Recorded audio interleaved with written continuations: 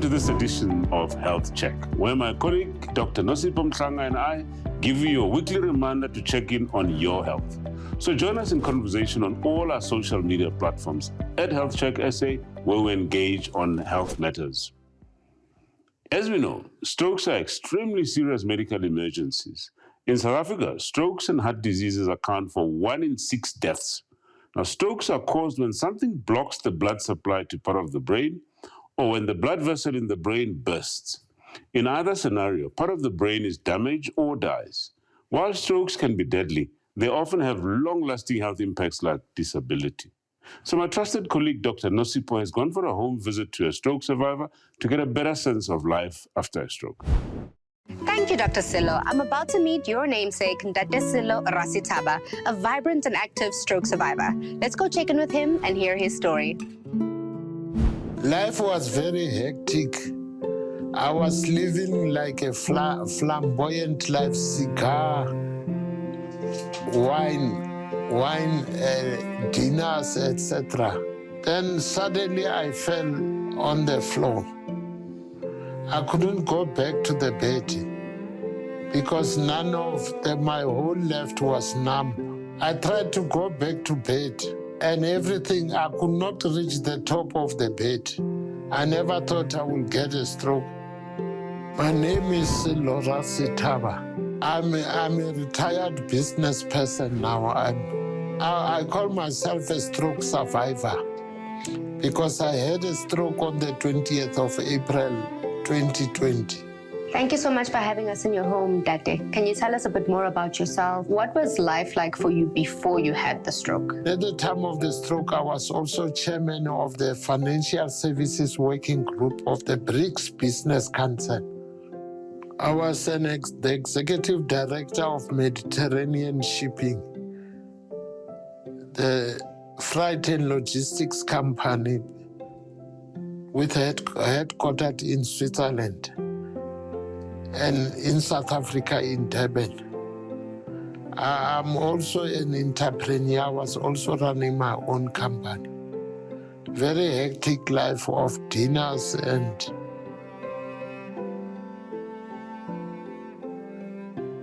but active in business organizations. And can you tell us, when you had the stroke, do you remember on that day what was happening? How did it feel for you? What was it like in that moment? The stroke happened at the beginning of COVID. I remember that there were personal PPE stuff that was coming by plane from China, and our company was not involved in the transportation of them. And that stressed me a lot. It was a competitor who brought them by air to South Africa. Mm-hmm. And that was on TV. I was worried that I was not involved in that. Maybe that's something that worried me when I went to bed. When I woke up on the floor. I tried to go back to bed and everything, I could not reach the top of the bed. Tried to pick up the computer, which I was working on the bed. My hands were not working at all. My feet were just numb. Then I was taken to hospital by ambulance. I discovered when I was in ICU, when people were talking in the ICU, that I've had a stroke. I just heard them saying he had a stroke. And in that moment, to take you back a little bit, when you were on the floor and you didn't know what was happening, what was going through your mind during that time? What worried you during that time? I thought it was COVID myself, because everybody was thinking about COVID that time. And do you remember how you ended up in the hospital, or you just woke up in the ICU? I woke up in the ICU. I vividly remember when I was in hospital, when they were doing a CAT scan, putting my head into a round machine. That's when they were checking how serious my stroke was. I was with my wife, and they just put me in a CAT scan and took pictures or whatever. I never thought I would get a stroke. I'm so healthy. I play golf every day. I went to the gym, but I was fat. I remember the neurologist saying, this man must not get back to his body. Otherwise, he'll get another stroke. And when you eventually came to and you're in the hospital and now they're explaining to you that you had a stroke, what did you feel during that time? I was in acute pain, and at one stage I thought maybe somebody has cut my limbs. The whole hand has been cut or like sawn off. The pains it was so painful on my joints. I remember asking them to give me painkillers because it was very painful here. Until one of the therapists came, we call them speech therapists. They help you how to chew, because one of the dangers after getting a stroke, you can choke to death with food. So they teach you how to open your mouth and also to realize your environment, because your brain is no longer functioning like it was before you got a stroke.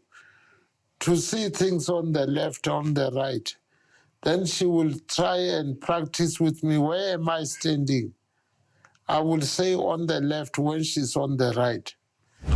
The fast-paced modern world today means we're constantly moving and living life on the edge. And after spending some time with Ntate Sello, I too am taking his advice and living life in moderation. Coming up next, we hear from our neurology expert, Dr. Kerina Gengen, and continue our home check-in with our stroke survivor.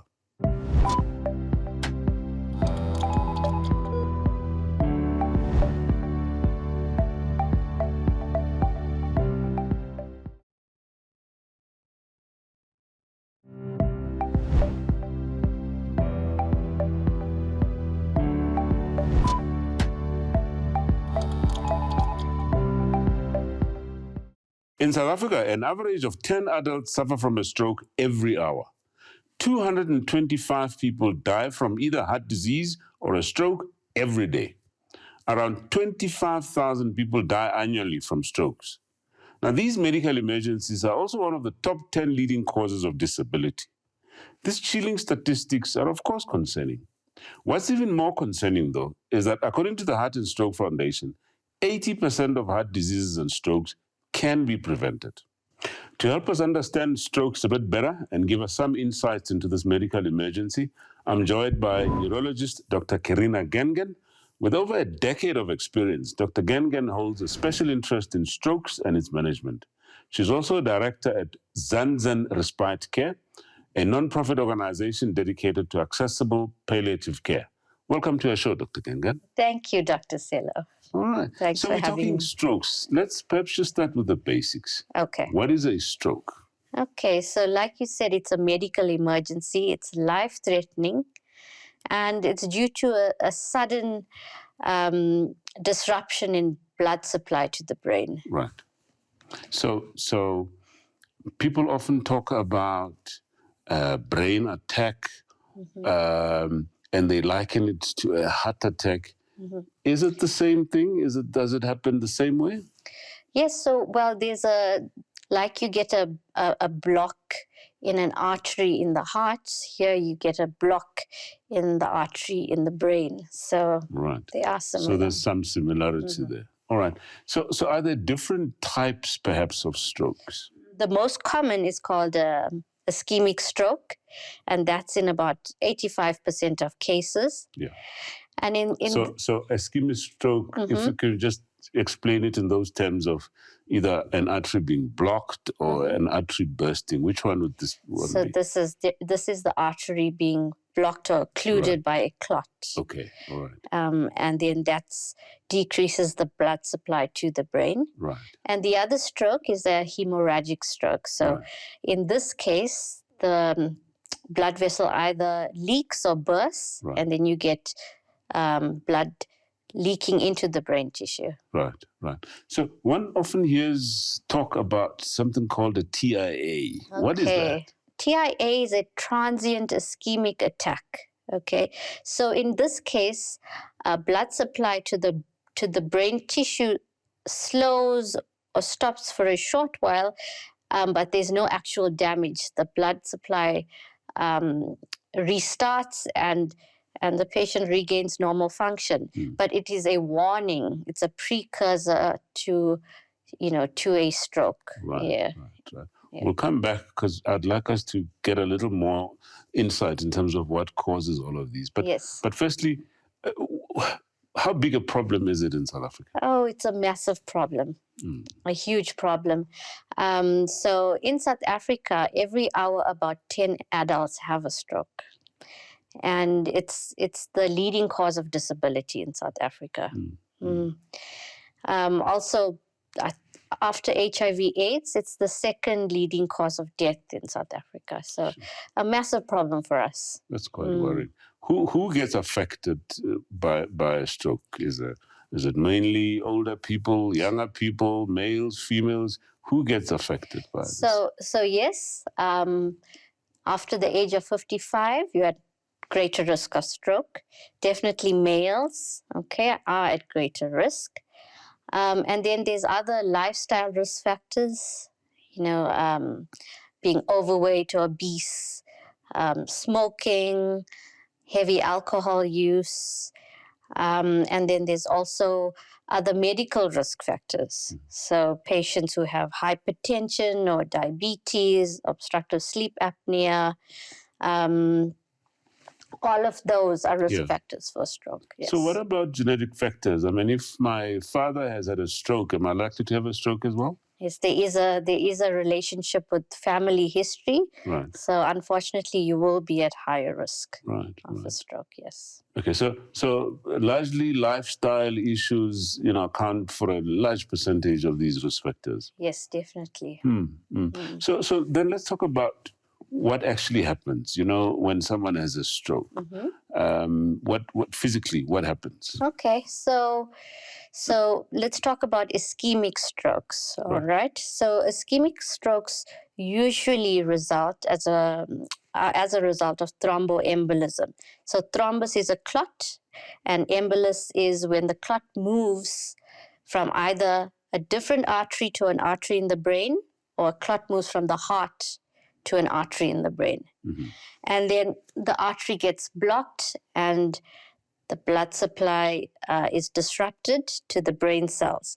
And the brain cells we're most concerned about are called neurons. Okay, so there's the functional brain cells. Okay, and they are very sensitive to oxygen deprivation. Right. So when the blood supply stops, they stop getting oxygen and they get damaged and die. And in fact, studies have shown about 1 million neurons die per minute that a stroke is left untreated. So eventually, a stroke leads to neuronal cell death, and that's how you get disability. And what sort of disability? I mean, is there a range perhaps? I mean, we hear that some people get paralyzed, some people don't get paralyzed. What's the range? So it depends on which part of the brain is affected. Okay, so whether it's a motor area, in that case, you'll have weakness, or the sensory area of the brain, or is speech involved. So you can get disabilities in all those categories.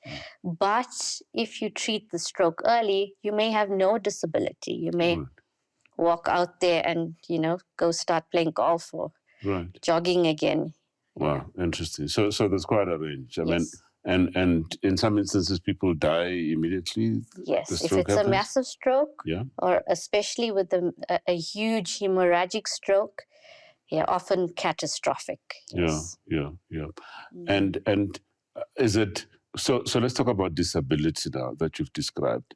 Yes, on the positive side, you said sometimes if you treat it early, you can walk back to your golf, that sort of thing. Now, is it for some? Is it permanent disability? Yes. Yes, even with rehabilitation and so forth, you can be permanently disabled. That's quite worrying. Yeah, which is why you need to try to prevent stroke from happening and treat it if it does happen. After the break, Dr. Nosipho concludes a health check-in and we hear the final thoughts from Dr. Gengen.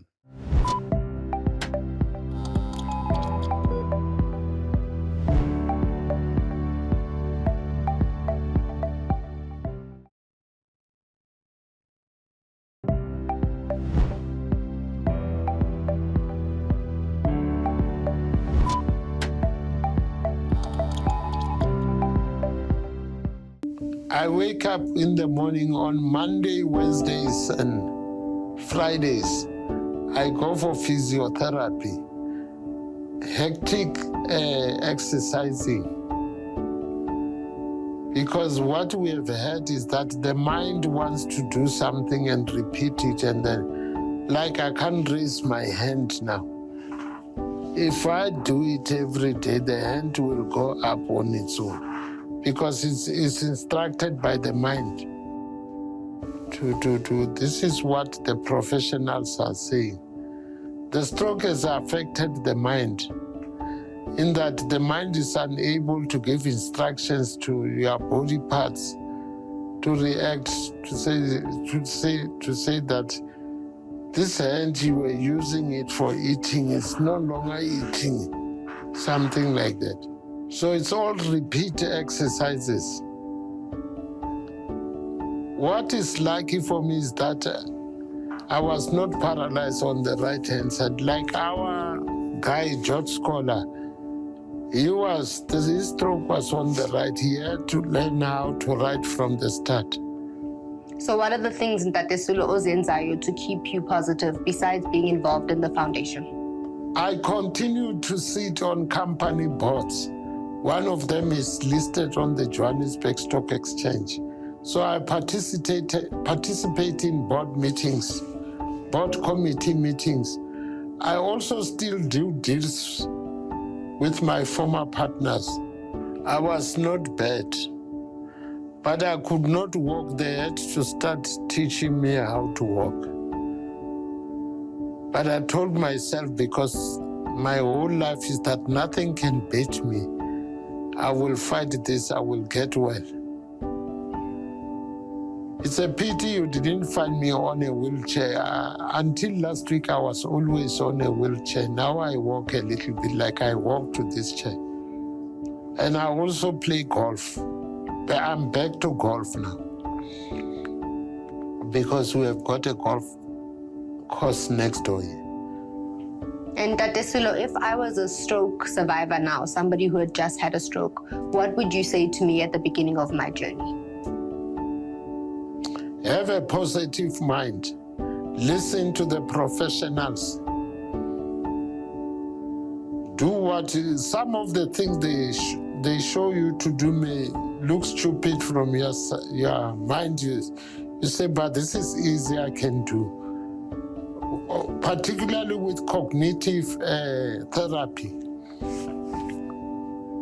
We do things like Sudoku, which initially I thought it's an old men and old women's game. Scrabble, or things that challenge your mind, or that makes you have to keep attention to retrain your brain that it can work. So those are the things that are more important. I would advise you to stick to the schedule that is given to you. There's a reason why those therapy things are being applied to you. Nobody's trying to make you feel stupid and dumb. Chatting to Tate Rasitaba has been so insightful. He's such a great soul with a sharp mind, and it's incredible to see how he has a positive outlook on his life and his health. Golden question is, what is a healthy lifestyle? Okay, so definitely physical exercise, okay? So the American Heart Association recommends 40 minutes of moderate to vigorous exercise 3 to 4 times a week. Right. And I mean, that's difficult to jump into, so start with 10 minutes, build it up to 40 minutes, Right. okay? And what is physical activity? I mean, does it mean someone going to join a gym? No, run on the road, Right. if it's safe. Right. Or even brisk walk on the road. Yeah, so it's vigorous activity. So you Right. have to, get your heart pumping, Right. Right. heart racing a bit. And then the other healthy lifestyle interventions is diet. Right. Okay, so with stroke prevention, there's two main diets that have been looked at, and there's good evidence for them. It's the Mediterranean diet. Right. So in this diet, it's a lot of fresh fruit and vegetable, legumes, nuts, olive oil, and less red meat, more fish. And then there's the DASH diet. So the DASH is dietary approaches to stop hypertension. Right. Okay, and the DASH diet is also lots of fresh fruit and vegetable, low in sodium, okay, and low in processed foods. Processed foods is a killer. Yeah. And also the DASH diet includes low fat dairy, so you should have low fat dairy. Right. Yeah, so we said exercise, diet, and then cut alcohol use. Okay, no smoking and no vaping, because these days people think Right. Vaping is It's better safer. than smoking, but vaping is still dangerous. Correct. Yes. Correct. So I'd like us to wrap up by just getting your final thoughts now and your final message to our viewers on stroke. Firstly, in terms of prevention, and lastly, whether or not there's hope for those that have had a stroke. Yes. So prevention is key. They should try and live as healthily as possible. If you have chronic conditions, please take care of it. Please be, extra strict about controlling your chronic conditions. And there is hope. There's newer therapies always, in the pipeline. And even now, there's new procedures like there's thrombectomies now for stroke. And so we're working on having that in more South African hospitals. So there is hope if it's treated early, if stroke's treated early. Right. Yes. Okay. So if you have a stroke, please, time is brain, get to hospital. We've seen an eye-opening story from our stroke survivor today. There's no doubt that as South Africans, we need to pay close attention to our lifestyle to keep healthier. We hope that Health Check has helped you check in with your health today. Should you know someone dealing with the aftermath of a stroke, please reach out to us on social media and tell us your story. You've been watching Health Check. Follow us on all social media pages at Health Check SA. Until next time, stay healthy, stay vibrant, and check in on your health.